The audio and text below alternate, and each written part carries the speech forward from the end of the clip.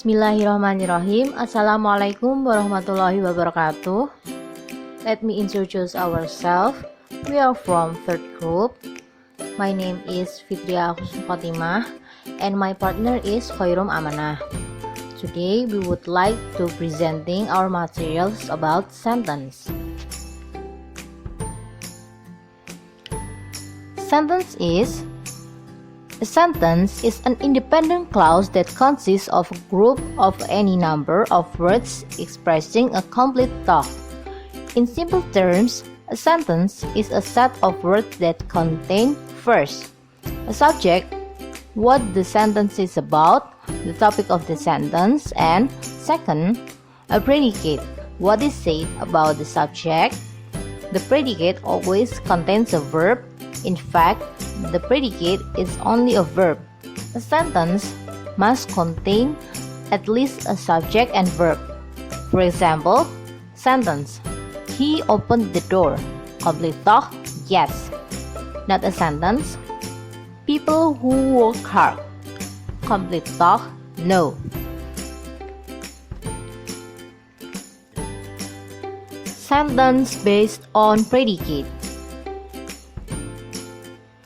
Verbal sentence. Verbal sentence are sentences that use verbs. For example, I drive a car this morning. Siska has finished her assignment. Jadi, verbal sentence atau kalimat verbal adalah kalimat yang menggunakan kata kerja atau verb. Kita bisa lihat sebagai contoh, I drive a car this morning, yang artinya aku mengendarai mobilku pagi ini. Nah, selanjutnya adalah Siska has finished her assignment. Siska telah menyelesaikan tugasnya. Nah, teman-teman di sini bisa lihat ada kata yang diberi garis bawah. Kata tersebut menunjukkan kata kerja yang dimaksud di dalam kalimat tersebut. The next is nominal sentence. Nominal sentence are sentences that do not use pure verbs but instead use auxiliary verbs called verb be, namely is, am, are, was, were. Jadi untuk kalimat nominal ini, kalimat nominal merupakan kalimat yang tidak menggunakan verba murni, melainkan menggunakan verba pembantu yang disebut verb be, antara lain is, am, are, was, were. Sebagai contoh, di sini teman-teman bisa lihat he is a carpenter, yang artinya dia adalah seorang pengrajin kayu. Dan contoh yang kedua adalah that is Ayu, itu adalah Ayu. Dan untuk nominal sentence sendiri, dalam contoh tersebut bisa dilihat ada tulisan yang diberi underline atau diberi garis bawah. Nah, kata yang diberi underline atau garis bawah tersebut menunjukkan verb be yang dimaksud dalam kalimat tersebut. The next is declarative sentence. Declarative sentence is a type of sentence that is used to make a statement in the form of a fact or an opinion. Declarative sentence formula is subject plus verb plus bla bla bla plus dot atau tanda titik. Jadi di sini yang dimaksud dengan declarative sentence adalah tipe kalimat yang digunakan untuk membuat statement atau pernyataan berupa fakta atau opini. Kemudian kita bisa lihat sebagai contoh, Nadila forgot to do her homework, yang artinya Nadila lupa untuk mengerjakan PR-nya. Dan contoh yang kedua adalah my mother likes cooking, ibuku suka memasak.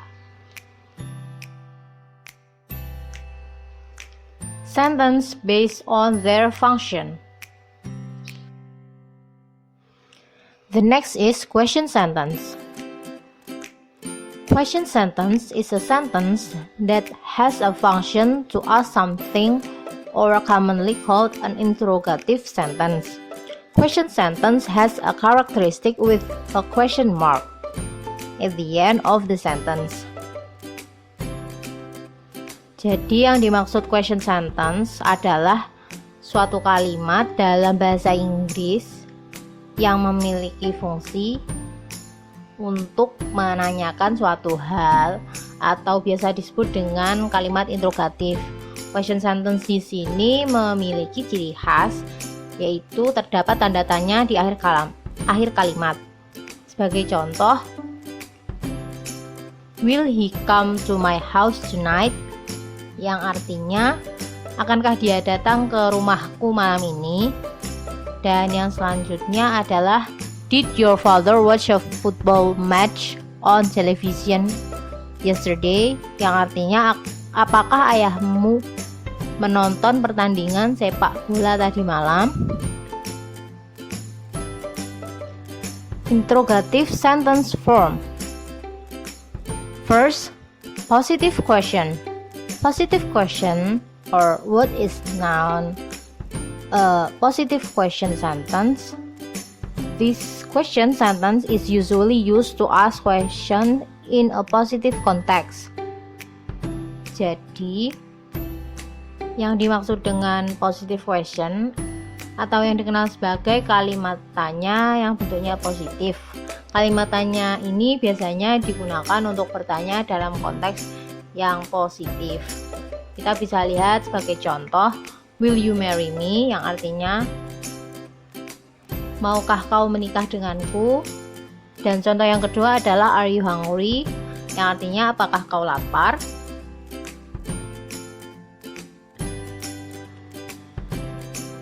The next is negative question. Negative question, or what is known as a negative question sentence. This question sentence is usually used to ask question in a negative context. Jadi, negative question atau yang dikenal sebagai kalimat tanya yang bentuknya negatif. Kalimat tanya ini biasanya digunakan untuk bertanya dalam konteks yang negatif. Dan kita bisa lihat sebagai contoh, aren't they come here? Apakah mereka tidak datang ke sini? Dan contoh yang selanjutnya adalah, don't you remember? Apakah kamu tidak mengingatnya? The next is informative question. Informative question, or what is known as an informative question sentence. This sentence is used to ask the other person for information. Jadi yang dimaksud dengan informative question adalah kalimat yang digunakan untuk menanyakan kepada orang lain tentang suatu informasi. Di sini kita bisa lihat sebagai contoh, why did Andy came late? Kenapa Andy datang terlambat? Dan yang selanjutnya adalah, where is your sister? Dimanakah kakakmu?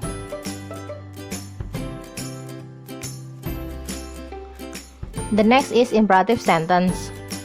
Imperative sentence is a sentence used to provide instructions, suggestions, comments, etc. Imperative sentence can end with a period, but generally this one sentence ends with an exclamation point. Imperative are a form of expression used to order someone to do something, give order, give suggestion, or even be used to offer something or something to others.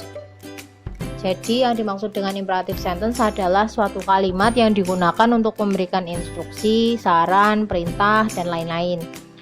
Imperative sentence di sini bisa diakhiri dengan period atau tanda titik. Tetapi pada umumnya kalimat ini diakhiri dengan exclamation point atau tanda seru.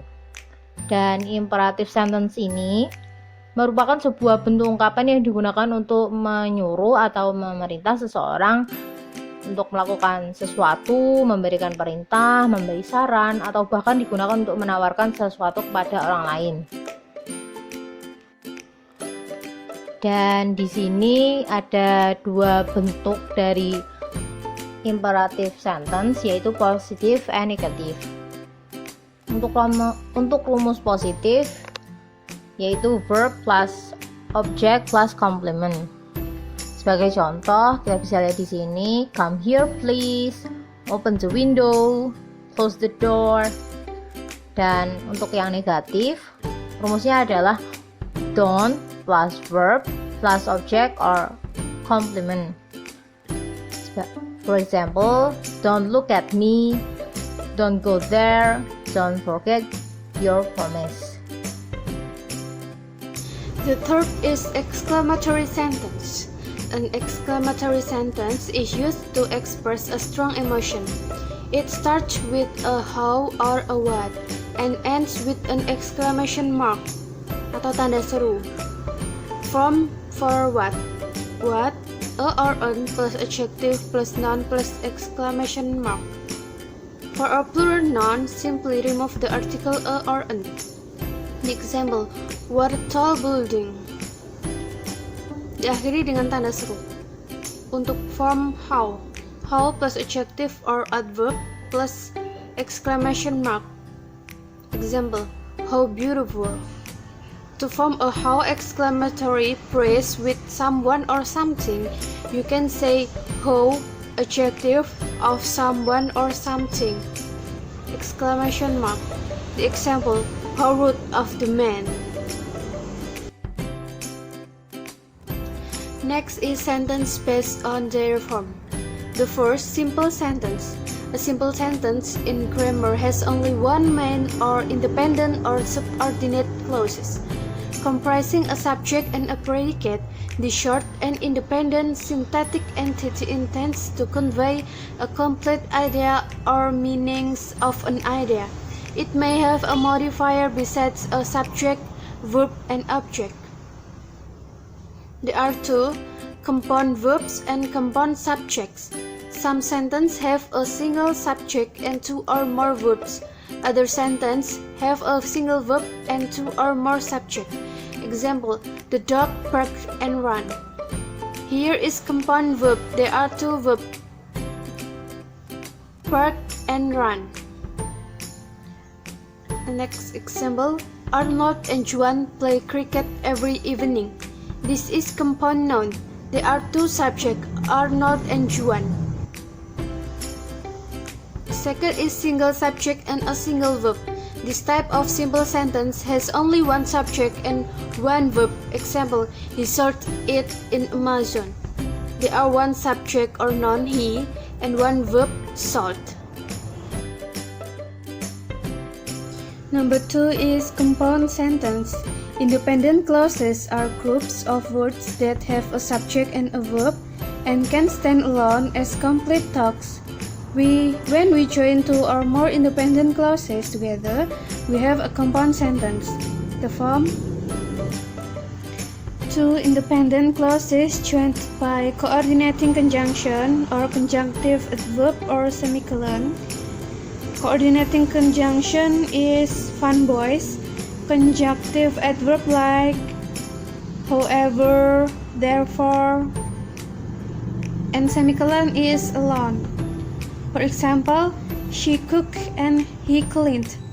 She cooked is independent clause, and as a coordinating conjunction, he cleaned as an independent clause.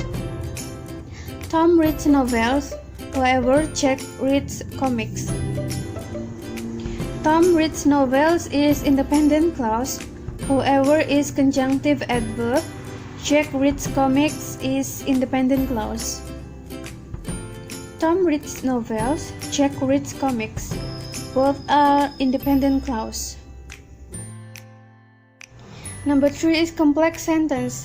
These are formed from one independent clause and at least one subordinate clause. Has one dependent clause headed by a subordinating conjunction or a relative pronoun joined to an independent clause. Example, my mom smiled when I made dinner. My mom smiled is independent clause. When I made dinner is a Subordinating clause. When is subordinating conjunction?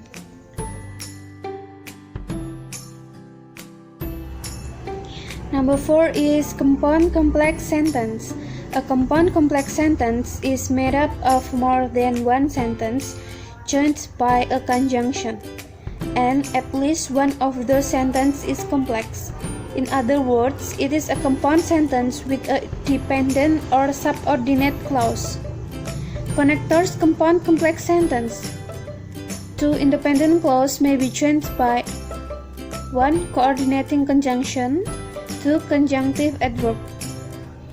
A dependent subordinate clause may be introduced by 1. Subordinating conjunctions, 2. Relative pronouns, 3. Relative pronouns, ordinating conjunctions, or adverb. Example is Tom reads novels but Jack reads comics because books are too difficult.